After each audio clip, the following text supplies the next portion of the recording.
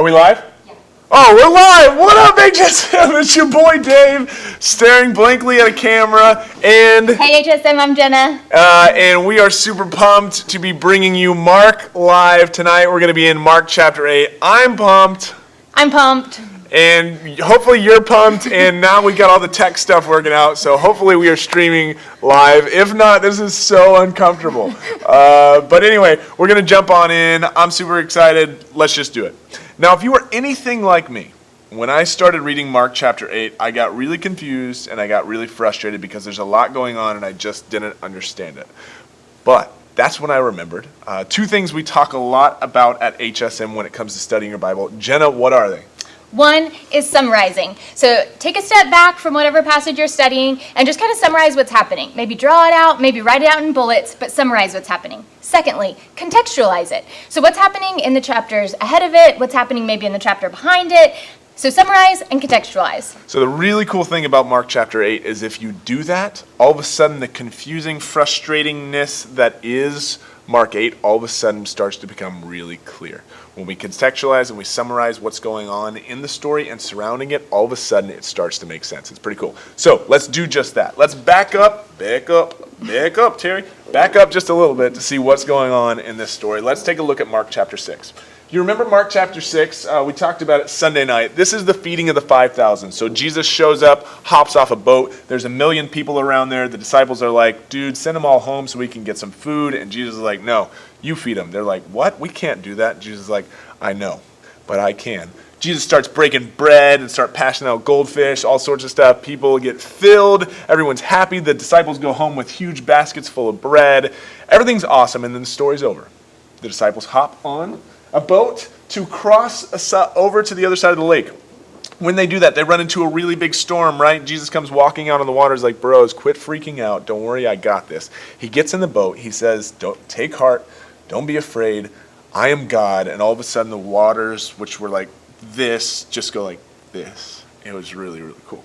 Then all of a sudden they show up to the other side of the lake where all of a sudden they get to a fist fight, a knife fight, a prison shanking fight. No, just an argument. An argument with the Pharisees. And the Pharisees are like, Jesus, why don't your disciples wash their hands before they eat? And Jesus is really like, God isn't so much concerned with whether or not we have clean hands as much as if we have clean hearts. And everyone's like, ooh, 2 points to Jesus. It's pretty cool. But then after that, we all of a sudden have this strange Syrophoenician Gentile woman who shows up to Jesus and she's like, please, my daughter has a demon. Can you heal her? To which Jesus is like, no, it's not right for me to give the bread that belongs to the children to the dogs. And we're all like, ooh, we're a little confused by it. But the woman responds the way that Jesus wants her to respond, and she says, well, Lord, please, even the dogs get crumbs. Can I please just have a crumb? And Jesus says, go. Your faith has healed your daughter. Go in peace. And that's exactly what she does. It's pretty cool. Then all of a sudden we see this healing where these people bring Jesus a deaf and a mute guy, and basically Jesus gives the man a double wet willy, and he touches his tongue, and he goes, and then he says, be open, and all of a sudden the guy can hear and the guy can speak. It's really cool. And everybody responds with this kind of confession of faith, so to speak, where they're like, holy smokes, Jesus does everything well. He can even make a guy hear and a guy speak. This dude's pretty legit. And then that's when we get to chapter 8. Jenna, what's going on in chapter 8? So in chapter 8, it starts out very similar to the middle of chapter 6 with a feeding of a couple thousand people. Then we see that Jesus crosses another lake, and on the other side, guess who is waiting for him? The Pharisees. Do you see this? This is awesome. Okay, so then next, we see some people talking about bread. This time it's the disciples, and they are talking about how they forgot a bunch of bread and they only have one loaf and they're trying to decide how they're going to be fed. Then we again see a healing. This time it's kind of an odd healing. We'll talk about it in a minute. But it seems like Jesus like halfway heals a guy and then fully heals the guy. We'll talk about it. We'll come back to it. And then lastly, we see another confession of faith. This time Jesus is asking Peter, who do you say that I am? And Peter says, you are the Christ. Now, what's pretty typical of our relationship is I neglected my responsibilities while Jenna was talking. I was supposed to be putting up these really cool Post-it notes so that we can see where what she just said lands in the passage. But this is pretty typical of our marriage. I I had one job and I blew it. But now Jenna's putting it up there. Now, as she puts it up there, you and I are beginning to see what Mark is doing with what he's saying. If you notice, when we back up and contextualize and summarize the story, what do we see? We see the fact that these stories, 6 and 7 and 8, are almost mirror images of each other. What's going on in one story is almost identical to what's going on to the other story, which is to get us to ask the question, why? Why, Mark, are you showing us almost the same identical progression in these stories? What point are you trying to make? In order to be able to see that point and answer his question, first we have to take a more in-depth look on what's going on in chapter 8. So Jenna, talk to us about what is going on in the feeding of the 4,000. Yeah, so again, we see Jesus feeding a couple thousand people. So it leads us to ask the question, what is different from the last feeding to this feeding? One of the things that is different is that the people that Jesus is feeding here are Gentiles. And you might say, well, why does that matter to us? Now, we know from the Bible that Jews and Gentiles, they didn't really get along with each other. So the disciples would have thought that it was interesting that Jesus took the time to teach all these people, and then he had compassion on them and fed them. But what does this mean to us? One thing that we can take from this is that Jesus came not only to feed or to save the Jews, but he also came to feed or be the bread for us, the Gentiles. I'm a Gentile, you're a Gentile. Shout out to all of our Gentile friends out there, and also all of our Jewish friends. True. Came for all. Yeah. Okay, cool. Then after the feeding of the 4,000, we see there's a crossing of the lake, and Jesus gets into a fist fight with the Pharisees. Namely, they come to Jesus, and it says that they're trying to test him or they're trying to tempt him. How do they do it? They demand that he give them a sign to authenticate his godliness, so to speak. Now, they've asked Jesus a question, and a pretty hard question at that, prove that you're from God. But what are we supposed to do whenever we're asked a hard question? Do two things. One, stall for time, and two, doubt the presupposition within the question. Now, Jesus doesn't need to stall for time, so he just doubts the presupposition within their question. He doubts the assumptions that they're coming to the table with. What is that assumption? In order to be able to evaluate something, you must assume a supremacy over it. So basically, they're saying this. You go ahead and show us your godliness, and we will use our position that's above godliness to evaluate your godliness to see if your godliness is actually godly. Basically, they're saying, we are God, and we evaluate what's godly or not, so you show us something, and we'll let you know if it checks out. Jesus can see what they're doing. He doesn't want to play this game. He realizes their question doesn't even make sense if they actually think about it, and so he basically says to them, I'm not going to give you a sign, or I'm not going to give you another sign. Because we know that he's been doing signs all up and down all the passages, and he's basically saying this, if you don't want to understand the signs, you're never going to understand the signs, which leads us to have this application, I guess you might be able to say. If we approach understanding the signs of the Lord with humility, we get understanding, but if we approach them with hostility, we get nothing. The Pharisees' approach of the hostility, they don't learn anything, but those who approach the Lord with humility, like the Syrophoenician woman, and say, please help, show me, I believe, help my unbelief, all of a sudden God begins to open up our eyes, our ears to see, hear, and all this really cool stuff. Does that make sense? Hopefully it does. I couldn't hear you say no if you did say it doesn't make sense, so we'll just move on. What's going on when they start talking about bread in chapter 8? So again, we see people talking about bread. This time it is the disciples, and they have realized that they've forgotten a lot of their bread, and they actually are getting kind of concerned. So they're saying, we have one loaf of bread. We think we might go hungry. What are we going to do about getting more bread? And Jesus comes to them, and he says, are you really talking about bread?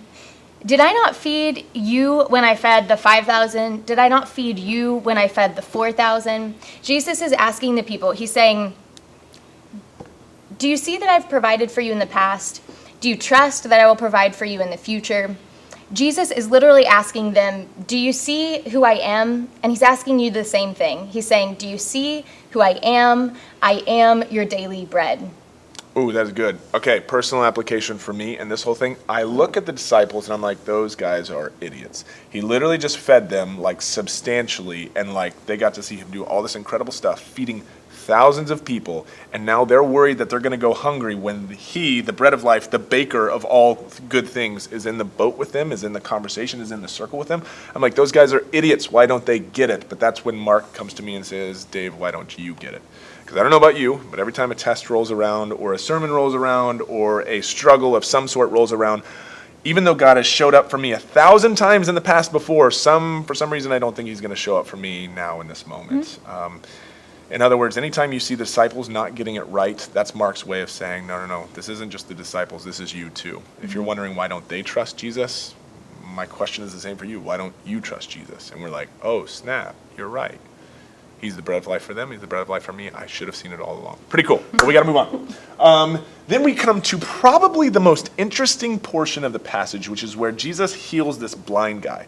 Now, we have seen Jesus in the past heal from a distance. We have seen him heal just by touching somebody. We have seen him heal by somebody touching his clothes. Like, he's got this power. So what's going on in this passage where he tries to heal the guy by spitting on his eyes, and it doesn't seem to work? When the guy first opens up his eyes and looks around, he says, I see people, but they look like they're walking around like blurry little trees.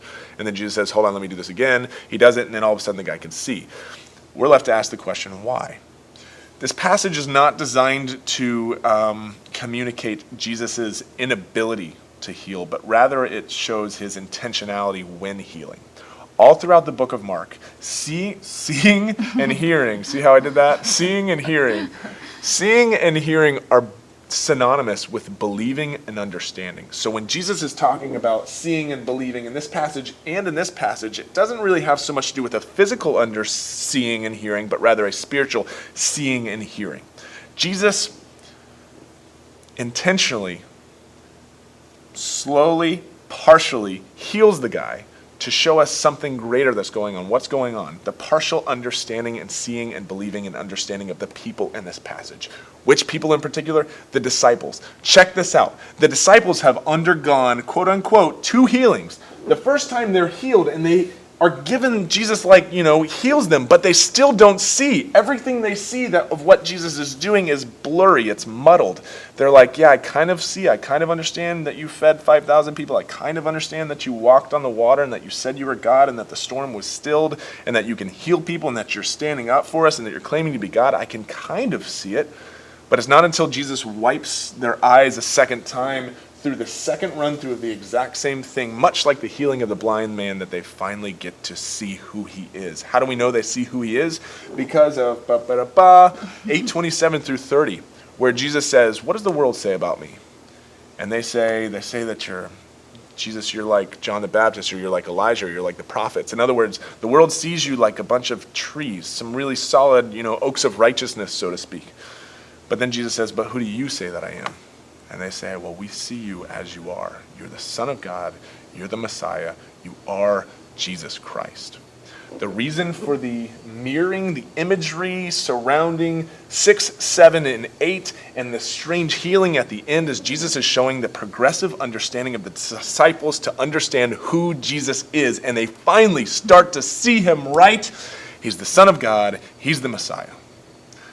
What's cool is we get to the end of this, and now Mark turns the script to you. He turns the book your way, and he asks you the exact same question. Who do you say that Jesus is, and are you seeing him clearly? It's pretty sweet. At first, the book was pretty darn confusing for me, but now I see clearly. Oh, do you see what I did that? Yeah. Oh, man. Wow, that was awesome. I think that's all we have for tonight. Hopefully you learned something good. If you're like, man, but we didn't finish out chapter 8, we know that's because we're doing it tomorrow night. So join us for the end of 8 and also chapter 9. Shout out. It's going to be a lot of fun. We love you guys. Yes. I'm going to go turn off the live feed. Yes, this is an awkward moment because we're having some technical difficulties. So Jenna's running now to the control room to hit the button that's going to get me off. I don't know when I'm going to go off. But that's probably not a good sign that she still hasn't left the room. In the meantime, I'd love to tell you how my day was. My day was pretty good. Woke up a little late and, hit the snooze button a couple times and then had some breakfast, had an apple, had some cheese. I know, I had cheese for breakfast, but it was pretty good. Normally I juice. I've started juicing. Juicing is the greatest thing quite literally in the world. it's like, I heard somebody describe juicing one time as drinking sunlight through plants. I think that's biblical. In fact, if this thing is still on, I'm pretty sure that's a Bible verse. I'm not really sure. I also don't think I told Jenna how to turn off the audio on this thing. So, man, now you might be able to see my face, but you can probably hear my voice. She has no idea how to turn this thing off. I think I'm going to be right back. If this thing is still streaming, my apologies.